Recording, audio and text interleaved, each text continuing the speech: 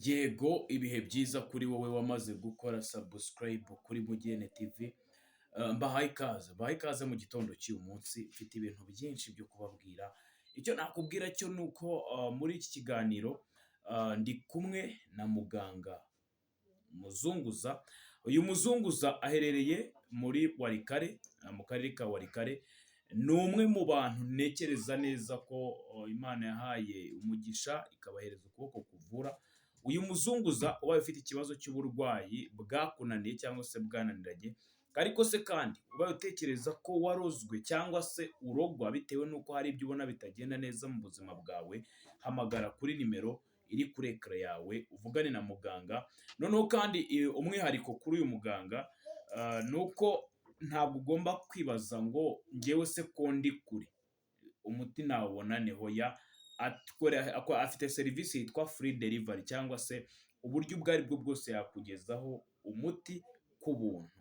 Icya mbere ni uko muba mwaganire. Ni muganga Muzunguza rero kuva Warikare, ngaho nimero mumuvugishe abahereze umuti. Hagati aho ngaho rero kuri kamera za Mugene TV icyo ugomba kumenya, ntabwo ndi jyenyine, ndi kumwe na mugenzi wanjye turi buze kugenda tubana muri iyi minsi. Afite cyangwa se araza gutangira, afite shene yitwa Nzasiga w'imasisi, ni umunyamasisi rero. Mugabo ngo uhaye ikaze. Urakoze cyane. Mbere ya byose manje gusuhuza abari kutwumva bose, abanyarwanda, Yego. abakurikirana Mugirene TV. Murakora icyo mukora ni ikintu cyiza cyane, muraza kunyihanganira, ndi umuntu w'ibiswahili cyane. Ya ntabirenze. Ubwo noneho nkaba nishimiye cyane kuba ndi hamwe namwe uyu munsi wa none, tukaba twenda gusangira bimwe mu biganiro twabateguriye uyu munsi. Mu nkuru zacu bwana Nzasiga w'imasisi, mu nkuru zacu z'uyu munsi wa none hari inkuru tugomba kwibandaho cyane. Ariko mbere na mbere, ntabwo iyi nkuru y'uku ya Donald Trump, abantu mudukurikiye, inkuru ya Donald Trump ndabashyiraho video na mukobwa. Hari umugore sinzi ikibazo afitanye na Kagame, hari umudamu sinzi ikibazo afitanye na Kagame. Ndaje mbashyiraho aka video, ariko n'ubundi turakaganiraho, tukagarukeho. Ariko ikibanze cyane, ikintu nshaka kwibandaho ni inkuru yavuzwe ku mihango yo kurahira kwa perezida wa Congo Brazzaville. Yari irimo ibintu byari bikomeye cyane, byagaragaye ko kandi no ku mafoto nk'uko wagiye ubibona mushuti wanjye, bagerageje gushaka kuroga Evariste Ndayishimiye. Noneho rero abantu benshi ntabwo mwamenya uko ibintu bimeze, ariko ndaje mbaciremo burozi ki bwari bugiye guhabwa Evariste Ndayishimiye. Ni uburozi bubi cyane ugendeye ku mateka n'ibigwi byabwo. Ni mu kiganiro tugiye kugirana by now. Ariko n'ubundi kandi wumvishe umpeti ni Rubavu, uriya mpeti numvishe bataye muri yombi ngo bamuzize ibintu bidasobanutse. N'uwo za Rubavu.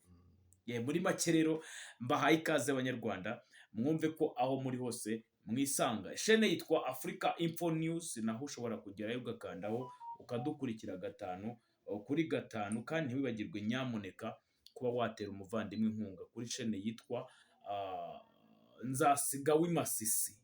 Ni umuhungu w'imasisi, ibwisha. Bwishi Masisi original. Habari zenu? Nzuri kabisa, tunashukuru Mungu zako. Yego, muri video reka gato mbanze ncuranga aka video muhungu, reka mbanze ncuranga kanshyiraho kano ka video ngashyire abanyarwanda. Noneho kandi niba ari ngombwa turaza no kukavugaho, tuvuge nuko ibintu bimeze n'icyo amakuru avuga. Noneho turebe biraza kurangira bite, sibyo? Tega amatwi wumve uyu mugore.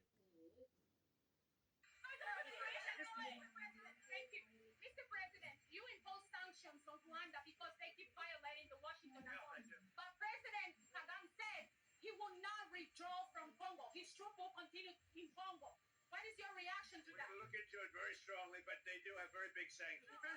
There was Ni akavideo akabonye. Akavideo karamara amasegonda 20.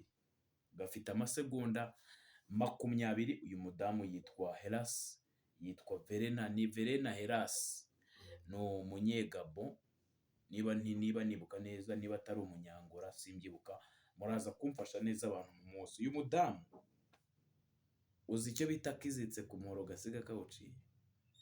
Ni uyu mudamu. Niba hari umuntu wabereye akoya ko mu zuru Kagame, ni uyu mudamu. Nakaza akoya ko mu zuru mwana. ndabyumva. Banyarwanda ndetse banyarwandakazi, niba hari umuntu wabereye Kagame akoya ko mu zuru, ni uyu mudamu. Nk'uko usanzwe ubizi rero bwana wundi muvandimwe Masisi, ntuza Kagame afitanye ibibazo na Tshisekedi. Noneho mu kujyana ibibazo na Tshisekedi rero, mu minsi yashize President Donald Trump yashyizeho ibihano nk'uko uyu mudamu abwiraga ati bwana Trump, nk'uko tubizi washyizeho ibihano cyangwa se wategetse u Rwanda kuvana ingabo zarwo muri Congo, ariko nanone Kagame yararahiye. Yari kuri Jeune Afrique, ni ikinyamakuru cyitwa Jeune Afrique, aravuga ati twebwe nk'abanyarwanda icyo mwe mwita troops, niba ari ibiki twe tubyita defensive measures cyangwa se ingamba z'ubwirinzi, ntabwo tuzigera dukuraho namba, ntituzigera tuvanaho. Rero umudamu arabwiye Donald Trump, arabwira ati bwana Donald Trump, niwe wategetse ko u Rwanda rukura ingabo zarwo muri Congo, ariko Kagame yararahiye akomba ku ipasi, aravuga ati ndakica manda gatabura mama ndakagira gutya na gutya, ntabwo nshobora kwibeshya. None urabivuga wiki? Trump rero ntabwo ari umwana we, yabwiye ati rwose ndabizi ko nafatiye bamwe mu basirikari ibihano, harimo ba Baraka Muganga ndetse n'abana ba Kabarebe, atariko noneho mwitonde, ibigiye kuza biri very dangerous than ibihano. Ibigiye kuza yavuze ati ndaza kubireba nitonze, ndebe koko niba Kagame adafite atari niba uvuga ngo ndaza kureba nitonze, ndebe niba Kagame ari tayari koko yumva ataza kuvana izo ngabo ze. Ariko ikigiye kuza yavuze ko kirusha ubukana ibihano yahaye abasirikare. Uburyo bwa sanction byose murabizi banyarwanda ndetse banyarwandakazi. Rero yavuze ati ewa ibigiye kuza mu makuru yari cyo amakuru avuga niki, mbicemo niukanka cyane wumve. Amakuru avuga ko ugende ku by'amakuru ari kuvuga, amakuru aravuga ko Perezida wa Leta Zunze Ubumwe za Amerika Donald Trump yatangaje ko agiye gusuzuma yitonze ikibazo cy'u Rwanda rwashinjwe kwanga kuva ku butaka bwa Repubulika Iharanira Demokarasi ya Congo. Ibi rero akaba yabivuze kuri wa 17 hari kuwa gatanu itariki 17 z'ukwezi kwa kane, ubwo yabazwaga ku makimbirane akomeje gufata indi ntera ho mu burasirazuba bwa RDC. Trump rero yavuze mu buryo butaziguye ati nzasesengura mu buryo bwimbitse ukutumvira ku Rwanda kutava muri Leta Zunze Ubumwe muri Repubulika Iharanira Demokarasi ya Congo. Aya magambo rero akaba afatwa nk'ubutumwa bukomeye bwa Leta Zunze Ubumwe za Amerika bwerekana ko icyo gihugu kitishimiye ko ibintu bikomeje kugenda muri aka karere. Ni ubutumwa buje bwiyongera ku bihano Amerika yari isanzwe yarafatiye u Rwanda mu gihe amahanga akomeje guhangayikishwa n'umutekano muke mu burasirazuba bwa Congo. Abasesenguzi rero bo bakavuga ko aya magambo ya Donald Trump ashobora kuba intangiriro y'izindi ngamba zikomeye zishobora gufatwa zirenze ibihano byari bisanzweho mu gihe ikibazo cy'umutekano gikomeje gukaza umurego muri Congo. Amahanga rero akaba ari gusabwa gukomeza gukurikirana hafi ibiri kubera muri aka karere no gushaka ibisubizo birambye by'ahazaza cyangwa se byazazana amahoro. Donald Trump yavuze ngo ibigiye kuza, uri kumva mugabo, ibigiye kuza biruta ibihano, birushobokana ibihano. Muri make ibihano yari imirabyo inkuba zitaraza, uri kubireba. Muri make iyi boro bano yari presentation ya film, yari introduction. Bari bagisoma amazina y'abakinnyi nubwo filime yenda gutangira. uri kumva murayisangamo naki uri kureba. None rero arababwira ati mwihangane ntuza n'ubundi ibi bintu ariko se ubu mbahereze iyi lisite y'amarozi n'ubwoko bw'uburozi bari bagiye kurogesha Evariste Ndayishimiye. Oya turaje tubahe nyuma, reka tubanze tubaze abanyarwanda baba bari kutwumva ese bakeka ko ari ibihe bihano noneho wenda perezida w'Leta zunze ubumwe bwa Amerika yenda gufatira igihugu cya Rwanda, kuko nimba yarafatiye abasirikare ba Rwanda RDF yose iri sanctioned n'ukora mu gikoni. Numvise ko n'imari yabo ushora aho bari bashize amafaranga yabo cyangwa se ubutunzi bwabo nabo byagiye bihagarara. Buri kintu cyose noneho urumva se buri kintu cyose cyitwa icy'umusirikare w'u Rwanda aho giherereye hose mu gihugu cya Leta Zunze Ubumwe za Amerika cyarafatiriwe, ntabwo yemerewe kuhakandagira ndetse ntibaba bakuriye. Noneho ni bya bindi bavuga ngo ibyago byaje n'inda irakwima ntuza. Nyuma y'ibyo bahise babirukana za Mozambique, bajya gukora. Ubundi Kagame we kuri video numvishe yivugiye ko yari afite abasirikare 2500 muri Mozambique, abo bose barirukana. Imiryango mpuzamahanga ishinzwe amahoro ku isi irabirukana, iravuga ati mwebwe nta operation n'imwe ijyanye no gushaka amahoro ku isi mwemerewe, no muri Mozambique muveyo. Batangira kwivugishwa ngo none se ngo ko twebwe ngo mwaduhaga ngo amayere ngo miliyoni 10 tugashyiramo azikubye kabiri, ubwo igihombo ni cyane kugira ngo bashaka bazana amahoro. Rikosha uri kureba agataho ngaho. Rero abantu bahita bibaza ati noneho ko Donald Trump avuze ati ibigiye kuza nidusanga koko u Rwanda rwarasuzuguye amategeko, rwarasuzuguye ubusabe bwa Donald Trump, ibigiye kuza birushubukana ibyo mwita sanction cyangwa se ibihano. Uri kureba ibigiye kuza byo birushubukana ibihano twashyize ku Rwanda.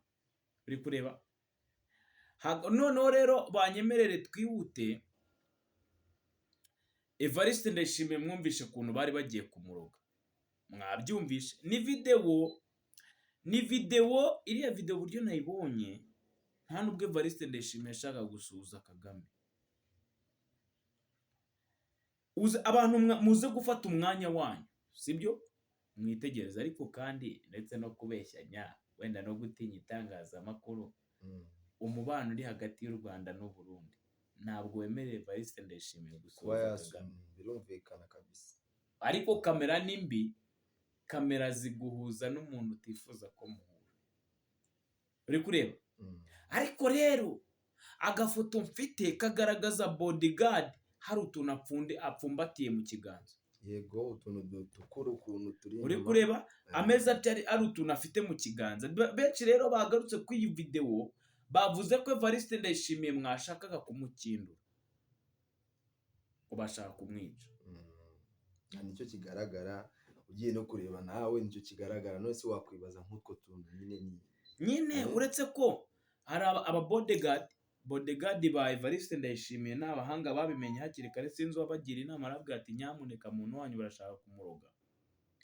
Uburozi Kagame akoresha ndaje nguhereze liste, ariko mbukubwire uburozi bakoresha buri rigo ntabwo bwemewe, butungwa nyine n'abicanyi, butungwa n'abafite ubwo bushobozi. Ariko ugize umwaka Leta ikabugusangana, ugize umwaka Leta ikagusangana buriya burozi bashakaga kurogesha Evariste Ndayishimiye, nibwo wamenya ko wari ufite ikirushibukana bombe. Ese banza tubwire ni uburozi bumeze ute? Ubundi abantu benshi biragoye kuba wakwemeza umuntu ko hari uburozi umuntu agendana mu ntoki. Ariko iyo tuvuga uburozi ntimwumve bya bindi by'imitongero biri roko cyangwa se bya kera. Oya, ni uburyo ni za produits chimiques ziba zirushubukana bya bintu mutongera. Ngiye kubaciramo nirukanka, mfite amoko ya produits chimiques cyangwa se mfite amoko y'ibyo bintu agera kuri 5 cyangwa 4, ari nabwo ngira ngo mbicemo niruka, noneho nze mbahereze list, mbahereze n'izina ry'uburozi Kagame akoresha mu kwica abantu nk'aba ngaba batavuga rumwe, Yego. cyangwa se adakunze, cyangwa se afite ikibazo. Hagati aho ngaho hari ubwoko bwinshi bw'ibinyabutabire bushobora kwinjira mu ruhu bikaba byahinduka uburozi. Niba nkukozeho nabyise cyangwa se mbifite mu kiganza bikakubera uburozi. Hari ibidahita byiciraho, hari n'ibihita byiciraho, hari ibiri dangerous, hari n'ibyoroshye. Hagati aho ngaho rero urwa mbere hari icyo bita organ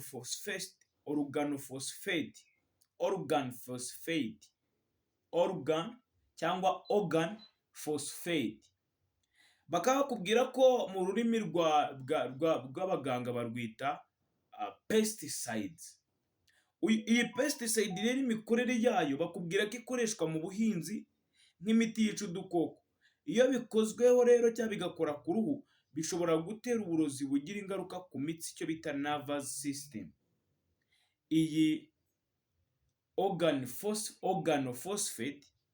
organophosphate ituma uruhu bigenda gute, bavuze ko bigenda gute, byangiza imitsi y'uruhu. Uri kureba? Kandi uvuga ko imitsi ari izana amaraso. Ubwo nyine imitsi yapfuye, imitsi umuntu amaze kuyica byakurangira, ntabwo amaraso aba agitambuka neza mu mubiri. Aka kabiri tukahasanga ibimenyetso byayo rero, bakaba bavuga ko bimwe mu bimenyetso biranga iyi organ phosphate harimo kuba ubira ibyuya byinshi, ugacika intege, ndetse no kujya uhumeka nabi kubera ku kantu kakwinjiye mu ruhu. Iya kabiri hari icyo bita nikotine. Nikotine iba mu itabi, niko bavuga, niko hano batubwiye abashakashatsi batubwiye ko iyi nikotine isangwa mu itabi. Rero ukaba uyikoresheje ari byinshi bishobora kwinjira mu ruhu. Uri kureba? Noneho iyo ari nyinshi cyane ishobora gutera uburozi, ishobora guhinduka uburozi. Iyo nikotine ibaye nyinshi ku ruhu rwawe yahinduka uburozi bugukindura. Aka gatatu hari icyo bita dimethyl mercury. Iyi ni merikire bakubwira ko ari mbi cyane. Ndi kukubwira ubwoko bw'ibinyabutabire Paul Kagame akoresha mu kwica no mu kugira nabi abantu. Iyi merikire rero bakubwira ko ikomeye cyane kubera ko ishobora kwinjira mu ruhu nubwo rwaba ikozeho gusa akanya gato. Bukaba ari uburozi bukomeye cyane ariko ntibuboneke mu buzima bwacu bwa buri munsi. Bukoreshwa cyane mu bushakashatsi. Iyo bita mercury. Hari iya nyuma, iyo ya kane rero ariyo Karundu, ari nayo Kagame Paul akoresha ubu burozi. Ari nabo bari benda kwicisha Evariste Ndayishimiye, kuko umuntu kugukoraho gusa urapfa. Kugukoraho gusa. Rero hagati aho ngaho ubu burozi reka bari bwo wenda nindaho, ubu ni uburozi bwa kane nkubwiye bwagombaga gukoreshwa kugira ngo bice Evariste Ndayishimiye, nk'uko bishe Magufuli. Yego. Nk'uko bica n'abandi bose. Uri kubireba? Ubu burozi bwitwa saline. Ubu burozi bwitwa saline cyangwa se sale. Ushobora no kubwita VX cyangwa se icyo umuzungu yita nerve agency. Nerve agent barakubwira ko ibi ni ibikoresho by'intambara. Uri kubyumva? Ni za bombe ndakurahe, ni amagrenade. Uyu nerve agent ngo ni ibikoresho by'intambara, chemical weapon. Nicyo kintu bashaka gukoresha kuri Evariste Ndayishimiye. Chemical weapon nibyo bashaka gukoresha kuri Evariste Ndayishimiye bakamwica. Ubu burozi bikaba bivuga ko bushobora kwinjira mu ruhu bigateza uburozi bukomeye cyane. Ntibiboneka mu buzima busanzwe kandi birabujijwe ku rwego mpuzamahanga. Nese hari umuntu usaka wa diplomate? Nta muntu usaka wa diplomate, sibyo? Rero barakubwira ko uyu saline cyangwa se VX kuri wowe nkurikiye ni uburozi bubi cyane bufatwa mu cyo bita chemical weapon cyangwa se uburozi bw'intambara bwagenewe gukoreshwa mu ntambara. Uri kubyumva? Ubu burozi umuntu iyo agukoze ku ruhu gutya baraguhamba, nibwo bashakaga gukoresha, babwita VX. Abatabuzi mu bumenyi babwita VX, nibwo bashaka gukoresha bagakindura umuhungu kuva muri Bujumbura. Hagati aho ngaho rero banyarwanda ndetse banyarwandakazi, abantu mukomeje kugenda mwibaza ati se ibyo ni ukubeshya, mwumvireho.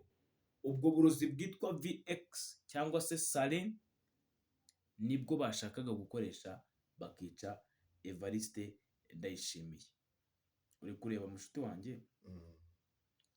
Watubwiye kuwumvisha kuri ya nkuru, mbese iyi nkuru ntabwo nagenda ntayibacishiriyemo, wenda niba uza kugira icyo wayivugaho nabwo ni karibu. Urumva? Inkuru yavuga ko uwiga muri kaminuza akurikiranweho kuvuga ko atemera jenoside yakorewe abatutsi. Ibyo bintu by'urumva hari icyo yabivugaho cyane, kuko nanjye nk'uko ndangana nawe ntabwo wemera jenoside yakorewe abatutsi, baragufunga n'ubwo banyica, kuko uri kureba kenshi abantu dukunze kuzira ukuri kwacu, ugasanga kwa kuri uzi gutandukanye n'uri ukuntu akuzi, nubwo yaba ari nyoko cyangwa se ari so ari mwene nyoko, noneho kuko wowe uzi ukuri, we wenda akaba atazi ukuri, ubwo ugerageje kumubwiza ukuri hari ukuntu mutumvikana. Niyo mpamvu rero nanjye ngomba kuvuga ukuri ntitaye ku wundi kukubwira ntaragufata gute, njye nkavuga ukuri kwanjye niyumvamo. Jenoside kuba navuga ngo ishobora kuba itarakorewe abatutsi, iyo ibyo kurya biri imbere y'abantu benshi, ni ngombwa ko buri muntu ushonje wese akora iki? Arya. Kandi ikindi, iyo abantu benshi muciye ahantu hari amazi muyakandagiramo, ni ngombwa ko buri muntu wese akora iki? Akandagira. Njyewe rero nkamvuga ati jenoside ishobora kuba itarakorewe abatutsi nk'uko babifata, ndetse nkaba mvuga ati ndetse njye ndangaha mu munsi namenye nti abatutsi bari kwibuka umunsi wa jenoside, nanjye aho ndi ndaserebura nanjye uwo munsi nawe ba wibuka se? Jenoside yarankorewe wa mugabo, byagenze baba we jenoside ukuntu noneho njye yankorewe ugezana n'aka kanya ikaba ikinkorerwaho. Arega nimba yarakorewe kera ku basogokuruza bacu cyangwa se ba papa n'abandi, ariko natwe kano kanya iracyadukorerwa. Ubwo ni ukuvuga ati rero bo nimba bibuka ibyahise, twe tugomba kwibuka ibiriho kano kanya, kuko twebwe baracyadukoraho jenoside uko bwije uko bukeye. Hagati aho ngaho rero umupeti bamufunze ngo bamuziza ko icyo kuba bamufunze ntabwo ari cyo kirenze, ariko nk'ubu njye nawe twicayemo, ikirenze ni uburyo mugenzi we yasohotse mu nzu yirukanka kibunamo amaguru akajya nyumba kumi nguyu ateje ntari gupfobya. Turimo tuganira njye nawe, njyewe nawe turi kuganira, nkahita nk'uko bivuze nkahita nshyiraho agasare, nkahita njya kukurega kwa kumva atari iterabwoba bashize mu bantu. Va no ku iterabwoba, ubugoryi n'ububapironi buri mu bantu. Urugambo ruva he? Urugambo byagenze bite? Umuntu mwicara mukaganira mubana mu nzu, muba muri amashuri. Ibyo byaterabwoba mubwente bubatse mu rubyiruko rw'u Rwanda. Uri kumva bagiye babumvishamo n'undi cya kintu, nk'uko wumva igihe kigera bakaba baserebura kubw'umunsi wo kwibuka ngo jenoside yakorewe abatutsi. Rero umwana iyo yakuze aribona iyo celebration ibaho ikorerwa abatutsi, bibuka abatutsi ngo bakorewe jenoside, uwo mwana nyine ahita yumva ko umuhutu ako kanya nyine nta jenoside yigeze akorerwa muri make. Noneho muri cya gihe woho ugaragaje uburyo jenoside yakorewe ubwoko bwawe, urugero uwo mwana noneho kuko ari cya kintu yakuze baramushizemo, agahita yumva nyine ko isi umwanzi we, nyine ko ako kanya uteje jenoside, ibintu nk'ibyo, kuko bo bashobora kwibuka abantu babo ariko wowe ukaba utemerewe kuba wakwibuka. Uwo mpeti nibyo yavugaga, yavuze ati ariko se ko ntawe usangira n'udakoramo, umbwira gute ko jenoside yakorewe abatutsi kandi n'abahutu barapfuye bo bibukwa ryari? ni nk'icyo cyose. umuhungu yahise ashyiraho ajya kumuteza leta, bamutwaye amaguru adakora hasi. Niyo peti wiga yitwa, amazina y'umuhungu watawe muri yombi n'ubuyobozi bumushinja ingengabitekerezo yitwa Ndatimana Zebro. Agitangaje afite imyaka 20, yavutse ejo. None se aho nkaba mafite ikibazo, leta kugera muri urwo rwego rwo kuvuga ati bagiye kumufunga, bakaba bari kumuziza urugambo rwavuye ko yari ari kuganira nawe, urugambo nk'uko turi ubwo ni ikiganiro nk'uko turi kuganira. Leta yivuga ko imushinja ikihe cyaha? Imushinja kuko yavuze ko atemera jenoside yakorewe Abatutsi. Kuyemera ni itegeko. Mbese kuyemera ubwo bazabyemeza umuntu kutegeka? Aribyo ndi kukubaza, ngewe ukuri kwanjye ubwo uze ubwo kano kanya nimba nizera Yesu Kristo, buke mu gitondo uri kuza kubindiza ngo ibyo bintu rero nakiboka ibirimo aho kaba ari agahato, nubwo ako kanya nakuva ati ni ukuri papa wanjye, uwo nk'uwo mwana bugacya yigiye mu kota akavuga ati nari nibeshe, jenoside yakorewe Abatutsi.